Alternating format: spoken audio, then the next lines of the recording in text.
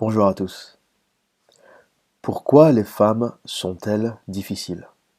Ou en d'autres termes, pourquoi les femmes sont-elles plus regardantes que les hommes dans le choix de leur partenaire?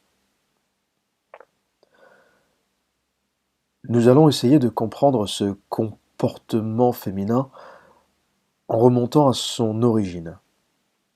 Tout d'abord le fait. Les femmes sont plus exigeantes ou plus regardantes que les hommes dans le choix de leur partenaire. Toutes les statistiques le prouvent, et si on regarde les statistiques sur les sites de rencontres, on remarquera que contrairement aux hommes, les femmes ne valident ou n'approuvent que 20% des profils, alors que les hommes ne valideront ou approuveront, valideront ou approuveront 80% des profils féminins qui se présentent à eux. Les hommes sont donc moins regardants que les femmes.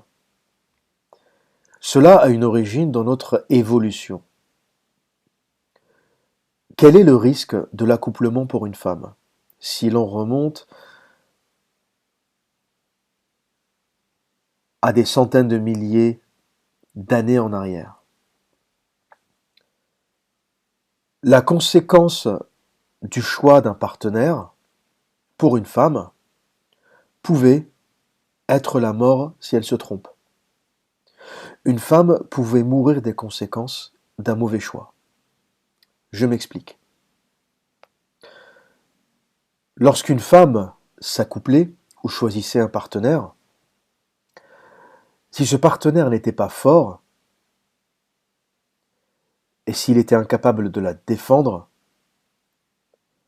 elle risquait tout simplement de mourir à cause des guerres, à cause des invasions, d'une tribu rivale, à cause d'un compétiteur jaloux. Elle pouvait tout simplement être tuée si son compagnon n'est pas capable de la protéger. La femme se devait donc de choisir l'homme fort et de bien choisir. L'homme fort était aussi celui qui était capable de chasser et de ramener de la nourriture pour elle et pour son enfant. Donc, si elle se faisait féconder par un homme faible, ça veut dire qu'elle n'aurait pas accès à la nourriture et qu'elle n'aurait pas accès aux différents biens.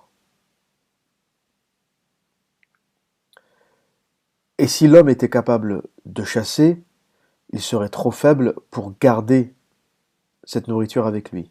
Il se la ferait voler, il se ferait racketter, parce qu'il est incapable de défendre ses biens. Donc la femme a été, ou la femelle de façon générale, a été conditionnée sur des centaines de milliers d'années à choisir son partenaire parmi les meilleurs ou parmi les plus forts ou parmi ses meilleures options, parce qu'en contrepartie, si elle se trompait, elle risquait tout simplement la mort. Ça, c'est pour le volet de la protection, mais cela vaut aussi pour les gènes. Si la femme s'accouplait avec un partenaire faible, ou un partenaire avec des attributs génétiques faibles, cela voudrait dire qu'elle transmettra ce gène faible à sa progéniture et à ses enfants. Donc elle risquerait d'avoir des enfants malades, ou des enfants qui grandiront faibles et qui ne seront pas à leur tour capables de chasser et de protéger le foyer et donc la mère et donc la femme. Donc, d'un point de vue de l'évolution, ce qui rend la femme regardante, exigeante, difficile dans le choix de son compagnon, c'est qu'elle n'a pas le droit à l'erreur. Parce que toute fécondation a comme conséquence la possibilité de donner naissance, de donner vie, donc se mettre en fragilité. Une femme enceinte, une femme en général est fragile, une femme enceinte est encore plus fragile et n'a aucun moyen de se défendre. Et donc, elle doit Tout simplement pour la prospérité de l'espèce, choisir le partenaire qui la défendra.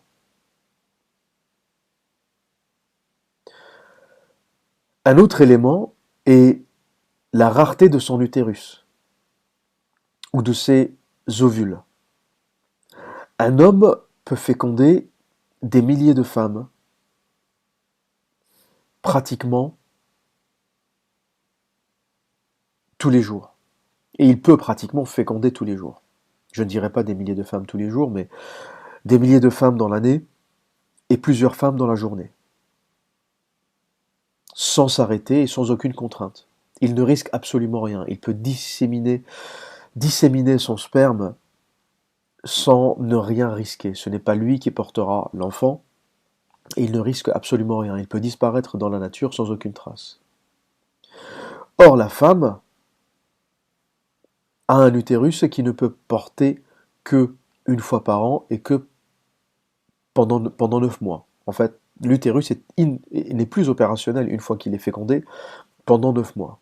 Et pendant 9 mois, il va veiller à ce que l'enfant se développe, grandisse et enfin vienne à la vie. Donc, entre un homme qui peut féconder presque un nombre illimité de femmes dans l'année, et une femme qui peut être fécondée qu'une fois dans l'année, c'est comme la différence entre quelqu'un qui n'aurait le droit de jouer ou de tenter sa chance qu'une fois par an. C'est comme si vous n'aviez le droit d'acheter qu'un seul ticket de loterie dans l'année, contre quelqu'un, comme l'homme, qui a la possibilité d'acheter des milliers de tickets de loterie dans l'année. Si vous n'avez qu'un ticket de loterie à acheter dans l'année, vous allez le regarder, vous allez choisir les chiffres de façon minutieuse, pour chaque chiffre, parce que vous savez que si vous vous trompez, la prochaine fois que vous aurez le droit de jouer à la loterie, ça sera dans 12 mois ou l'année suivante.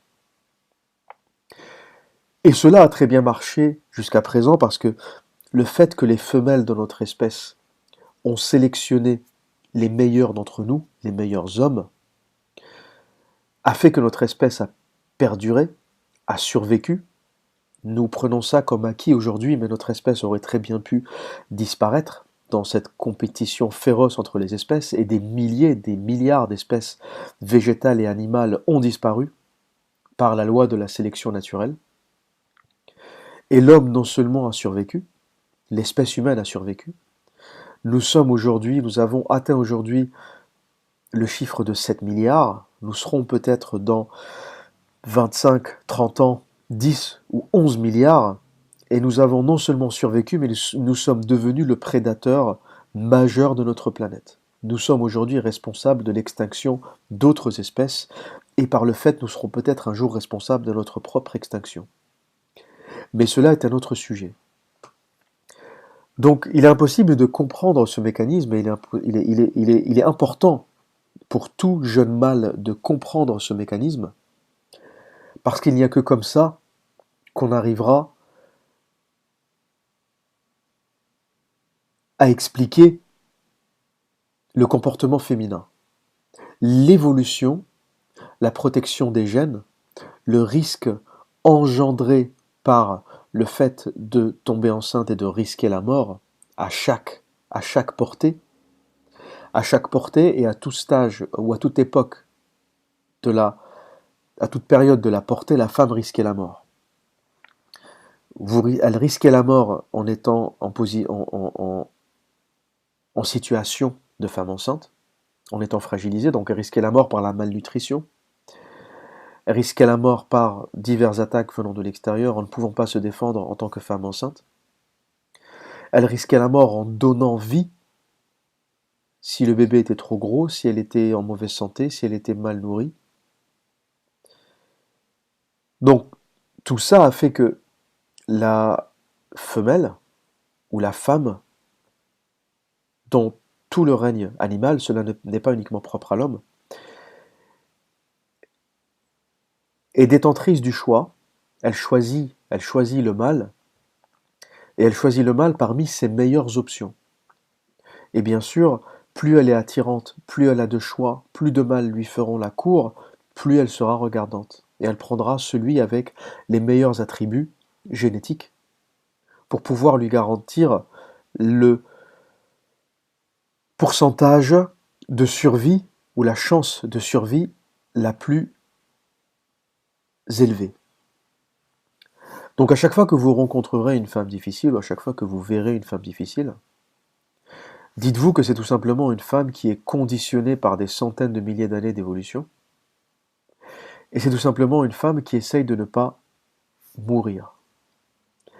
Et même si aujourd'hui notre société a évolué, avec la contraception, la médecine moderne, la nutrition, ces quelques évolutions sur les quelques dizaines ou centaines d'années passées ne peuvent pas changer un conditionnement qui s'est installé sur des millions, des centaines de milliers d'années, et qui sont ancrés dans notre cerveau reptilien. Le cerveau reptilien, c'est celui qui nous fait réagir indépendamment de notre conscience. C'est celui qui vous dit qu'il faut manger quand vous avez faim. C'est celui qui vous dit qu'il faut vous défendre si quelqu'un vous agresse. Même si vous êtes la personne la plus gentille sur Terre, si quelqu'un envahit votre espace ou si quelqu'un vous donne un coup de poing sur l'épaule, vous allez réagir et vous allez lui foutre un autre coup de poing sur l'épaule. Même si vous êtes le plus civilisé des gentlemen.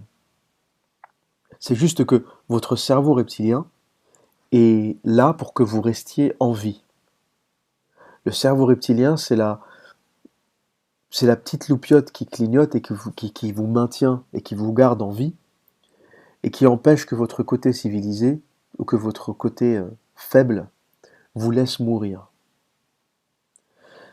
Et le cerveau reptilien n'est pas un élément conscient, c'est quelque chose qui est animal, qui est au fond de vous, qui détermine la majorité de vos comportements, mais qui ne le fait pas de façon consciente. Et la femme comme l'homme ont, et heureusement, leur cerveau reptilien encore actif.